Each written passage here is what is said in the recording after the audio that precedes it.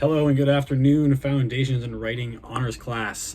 I am your host, Mr. Davis, and this is our honors option. Since we are all home due to the coronavirus, as you are well aware, we will be doing our classes and our honors option digitally through this. Before you do anything, make sure you like and subscribe down below. One like equals one thumbs up from you to me, so that makes a lot. I also want to thank my studio audience for being here today. I love to perform in front of an audience. It's really great. It's really weird not being able to do that in school, so I brought an audience to me. Everybody is at least 6 feet apart. We're all good that way. Okay, so you're probably wondering how this is going to work. So I'm going to post videos for our foundations class, hopefully during your allotted time slot. I haven't made those videos yet. We'll see how that works. But I am prepared for our honors option. Kurt Vonnegut part 1 is due today, Friday. So if you haven't done that, turn that in as soon as you can. There's a couple components to it. For our next part of our honors option, we are going to move on to the super scary Edgar Allan Poe. And to do that, I am going to utilize a screencastify as well as a video. Okay, so first off too, I want to say that it's very weird not being in school. Coronavirus is, sweeping the nation right now, but it's the best to stay indoors. And if you have any symptoms, just stay inside. Don't contact anybody. Don't go visit anybody. Just stay inside. If you have a fever, don't go near others. If you have a cough like this, wash your hands a whole bunch. I've been probably 6 times today at least. Haven't left the house. Just stay safe. It's really weird not being able to see you guys all the time. So I will try my very best to keep this as personal as I can. All right. So honors option, Edgar Allan Poe. So this will all be posted on Google Classroom. Here is Edgar Allan Poe, a quick overview. So a few key terms we're going to be studying are going to be Gothic literature, horror literature, kind of the same thing. It's kind of just defined as writing that employs dark and startling and dramatic scenery. And overall, the atmosphere is just kind of spooky, scary, some mystery, some dread, also some beauty in there. In our story today, it will be the Telltale Heart right here. And we'll see some of those examples in that. His writing style is very short, sweet, and to the point. He uses words very carefully. Imagine it's like a painting. He is just very, very particular with what he uses. Every word is there for a reason, and it crafts a certain picture. So we'll see that. He paints a picture of dread, death, and kind of mixed with beauty, as I said before. Okay, so we'll kind of see that. And then one of the bigger ones, too, I wanted to point out is a literary device called unreliable narrator. What is an unreliable narrator? So you are following along with a character for first person. So you're getting the whole story through the lens of them. You're getting it through their eyes. But is that person trustworthy? Are they doing the right thing?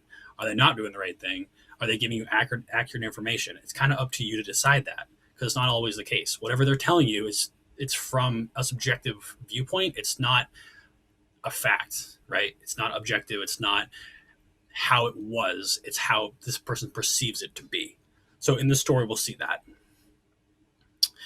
All right. So down below, after you read the story, or I guess before you read the story, I want you guys to kind of ponder the idea of sanity. What is sanity? And the definition for that is going to be being able to distinguish between what's right and wrong. Right and wrong. If you can determine which one's which, you are sane. If you have trouble, those lines kind of blur, then you could be insane, according to this definition. So as you read this, read it as a testimony or a plea of innocence from the protagonist. Okay, imagine they're trying to confess their innocence, and as you go through this as well, keep the definition in the back of your mind and think: are they actually sane? Are they insane? What are some things that they say, things that they do that really prove that they're insane or not?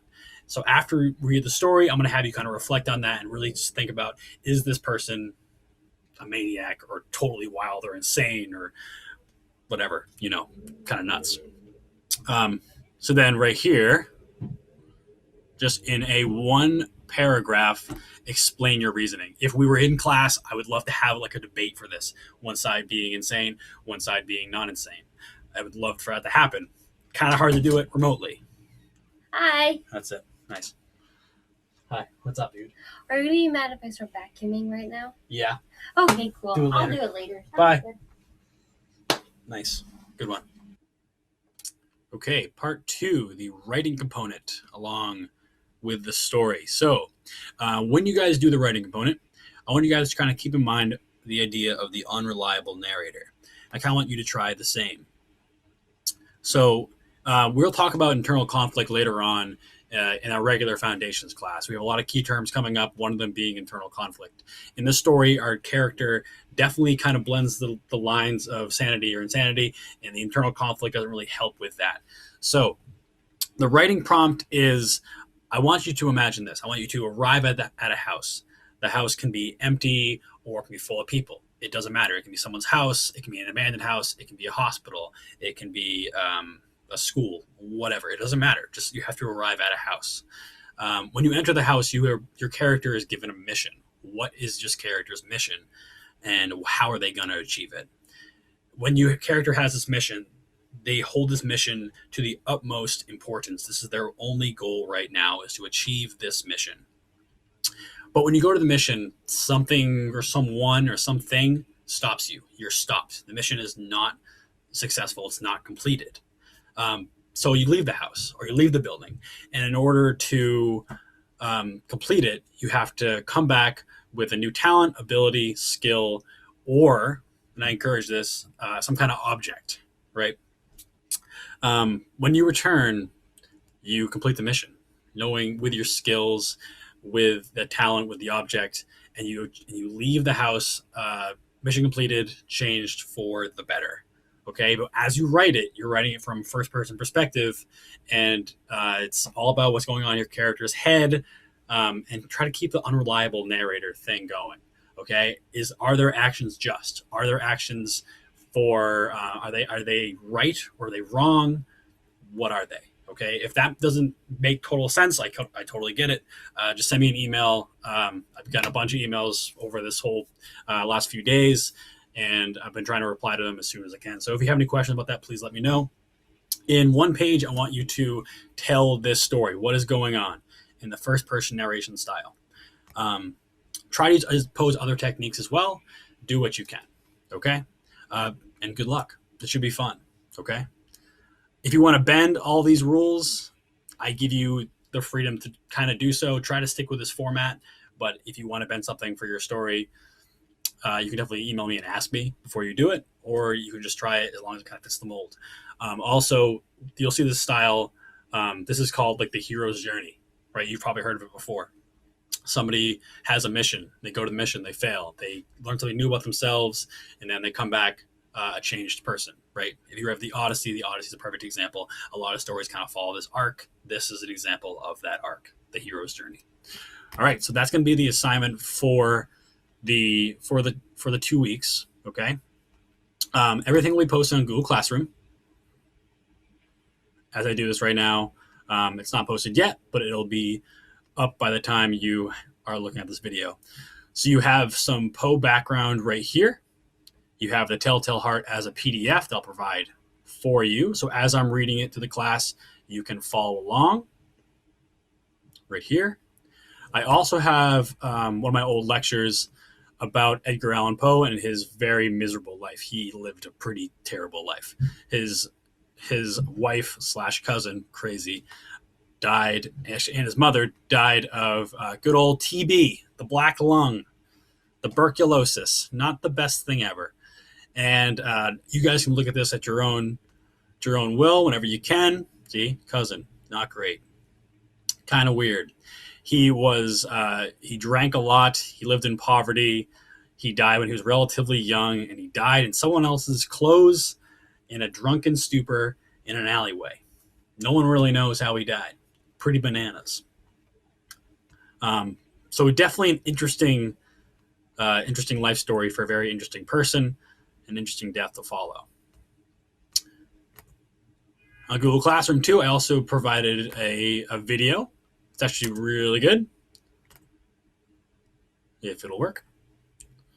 It's about Edgar Allan Poe, naturally. It's kind of a background to him. It's only a few minutes long. Definitely check it out. I recommend you guys all watch this. It's only like 5 minutes. Pretty sweet. And then this video called Flow Like Poe, which I recommend greatly. All right, now that the assignment is explained and all the links are explained, the background, everything like that, I'm now going to read us the story. I encourage you to follow along with the PDF posted online. If you don't want to watch this part of the video, want to read by yourself, that's also totally fine. All right, we are going to be reading The Telltale Heart by Mr. Edgar Allan Poe. It's true, yes, I have been ill, very ill. But why do you say that? I've lost control of my mind. Why do you say that I am mad? Can you not see that I am full control of my mind? Is it not clear that I am not mad? Indeed, the illness only made my mind, my feelings, my senses stronger, more powerful. My sense of hearing especially became more powerful. I could hear sounds I had never heard before. I heard sounds from heaven, and I have heard sounds from hell. Listen, and I will tell you how it happened. You will hear how healthy my mind is. It is impossible to say how the idea first entered my head. There was no reason for what I did. I did not hate the old man. I even loved him. He had never hurt me. I did not want his money. I think it was his eye. His eye was like the eye of a vulture. The eye of one of those terrible birds that watch and wait while an animal dies, and then fall upon the dead body and pull it to pieces to eat it. When the old man looked at me with his vulture eye, a cold feeling went up and down my back. Even my blood became cold. And so I finally decided I had to kill the old man and close that eye forever. So you think I'm mad? A madman cannot plan, but you should have seen me. During all that, I was as friendly to the old man as I could ever be, and warm and loving. Every night about 12 o'clock, I slowly opened his door.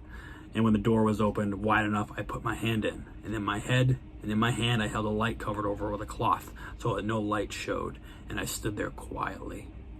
Then carefully, I lifted the cloth just a little, so a single, thin, small light fell across the eye.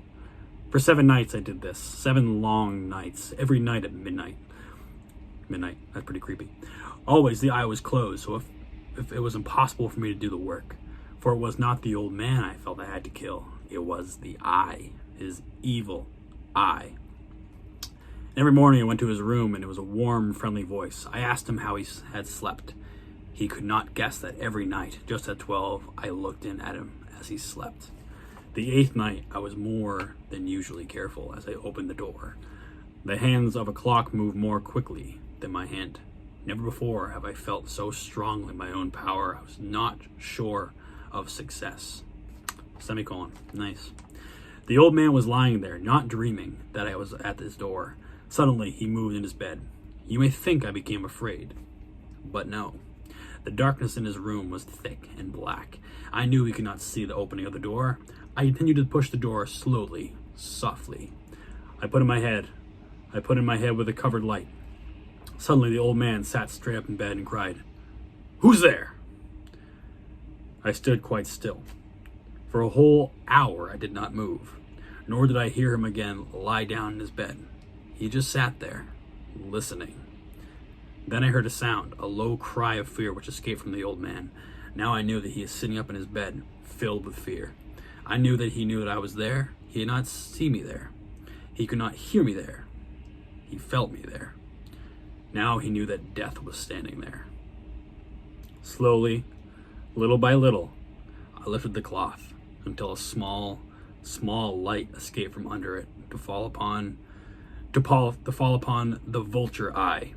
It was open, wide open, and my anger increased as it looked straight at me. I cannot see the old man's face, only that eye, that hard blue eye, and the blood in my body became like ice. Have I not told you that my hearing had become unusually strong? Now I could hear a quick, low, soft sound like the sound of a clock heard through a wall. It was the beating of the old man's heart. I tried to stand quietly, but the sound grew louder. The old man's fear must have been great indeed, and as the sound grew louder, my anger became greater and more painful. But it was more than anger in a quiet night. In the dark silence of the bedroom, my anger became fear, for the heart was beating so loudly that I was sure someone must hear. The time had come. I rushed into the room, crying, "Die! Die!" The old man gave a loud cry of fear as I fell upon him, and held the bed covers tightly over his head. Still, his heart was beating, but I smiled as I felt success was near. For many minutes that heart continued to beat, but at last the beating stopped. The old man was dead. I took away the bed covers and held my own ear on his heart. There was no sound. Yes, he was dead. Dead as a stone. His eye would trouble me no more. So, I am mad, you say. You should have seen how careful I was to put his body where no one could find it. First, I cut off his head, then the arms, the legs. I was careful not to let a single drop of blood fall on the floor. I pulled up 3 of the boards that formed the floor and put the pieces of the body there. Then I put the boards down again, carefully, so carefully that not a human eye could see that they had been moved. As I finished this work, I heard that someone was at the door. It was now 4 o'clock in the morning, but still dark. I had no fear, however, as I went down to open the door. 3 men were at the door, 3 officers of the police. One of the neighbors had heard the old man's cry and had called the police. These 3 had come to ask questions and search the house. I asked the policeman to come in. The cry, I said, was my own, in a dream. The old man, I said, was away. He had gone to visit a friend in the country. I took them through the whole house, telling them to search it all, search it well. I led them finally into the old man's bedroom. As if playing a game with them, I asked them to sit down and talk for a while. My easy, quiet manner made the policemen believe my story, so they sat talking with me in a friendly way. But although I answered them in the same way, I soon wished that they would go. My head hurt and there was a strange sound in my ears. I talked more and faster, and the sound became clearer as they sat and talked. Suddenly, I knew that the sound was not in my ears. It was not just inside my head. At that moment, I must have become quite white. I talked still, faster, louder, and the sound, too, became louder. It was quick, low, soft sound, like the sound of a clock heard through a wall. A sound I knew well. Louder it became. Louder it became. Why did the men not go? Louder, louder, louder. I stood up and walked quietly around the room. I pushed my chair across the floor to make more noise, to cover that terrible sound. I talked even louder, and still the men sat and talked and smiled. Was it possible that they could not hear? No, they heard. I was certain of it. They knew. Now it was they who were playing the game with me. I was suffering more than I could bear. From their smiles and from that sound, louder and louder and louder. Suddenly I could bear it no longer. I pointed at the boards and cried, "Yes, yes, I killed him. Put up the boards and you shall see. I killed him, but why does his heart not stop beating? Why does it not stop?" And that was A Telltale Heart by Edgar Allan Poe. Great story. One of my favorites. Okay, now that's the story. Go and try out part 1 and part 2 of the writing assignment. Best of luck. If you have any questions at all, definitely email me. I will be here for the foreseeable future. My email is on my phone, so I'll be able to respond right away if I am around my phone. And yeah, if you guys have any questions at all, just let me know.